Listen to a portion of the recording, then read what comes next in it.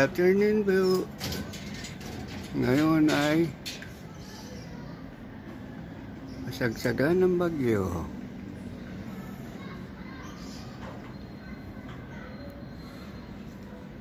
Pero dito, kaya hinto lang po ng ulan sa amin. Ito na po ang latest ng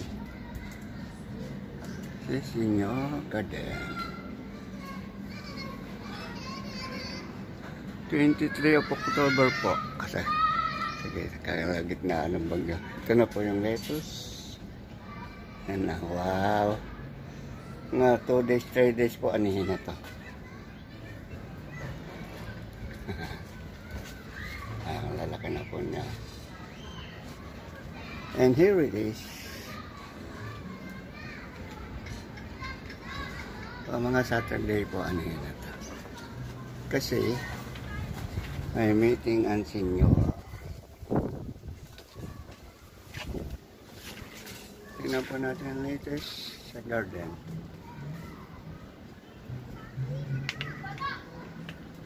Uy, hindi bakit yung mga bunga.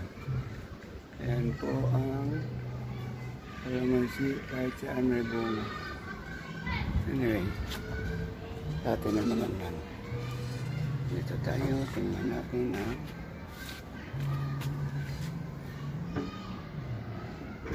malaki na po siya ang inararo ng peste, pero muling bumabuhay at lumaban. Ngayon ay malapit na mamunga. Ayan siya.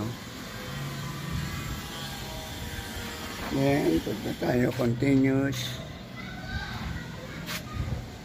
Ito, pipino pa rin po ito. Sa taas kalabasa na marami ng bulaklak. At ang kamatis niya tumaas na. Hindi alam kung namumunga o hindi. Basta po. And then, ang sitaw. Dami po siya. Namumunga na siya. Larit-larit. Harvestan po lagi kasi hindi sabay-sabay ang ano. Baka maging binhi lang ang bunga. So, kinukuha na po yung pwedeng bunga. So tayo, nalagyan po ito ng windbreaker dahil tinatangay ng hangin. Nalakas pa rin po hangin. Ito tayo sa kabila. Ayan, natanggal na windbreaker. Oh, palas. Mamaya, kabit natin yan. Ayan, oh.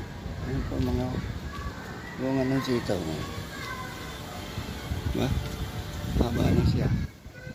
At ang kalabasa panay na ang bulaklak. Where is may bunga to? Asa na?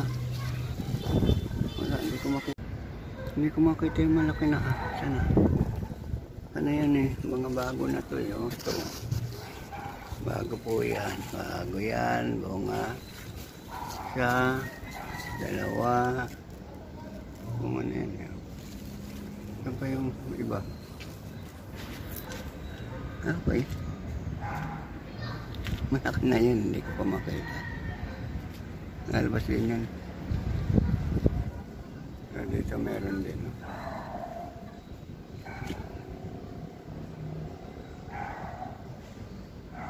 Masitaw na sito. Alright. Dito naman sa baba. Ito na yung mga gamot. Oh, may naligaw na ano, pipino. Aloe vera. Pako. Oh, tuloy humaba nitong pako. Oh, wala yung ano ah. Ayun, natabunan na ang ano ah. Tamarind. Para nang saging ng tamarind. Kaya yan po ang latest ah. Garden. Bibigay ko po yan na update pag nag-harvest na. Thank you. See you next time.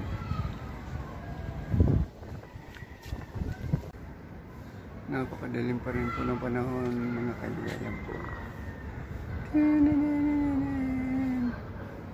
Babadya pa rin ang pag-ulan. Sana makalusot itong mga tanim namin. paano na po yung iba. Sayang naman. Sayang naman. Dito ko nakita yung isi. Anyway, tanim lang ng tanim. Bago na naman mga kamatis. Hindi mahal po kamatis ngayon. Kaya kailangan tanim.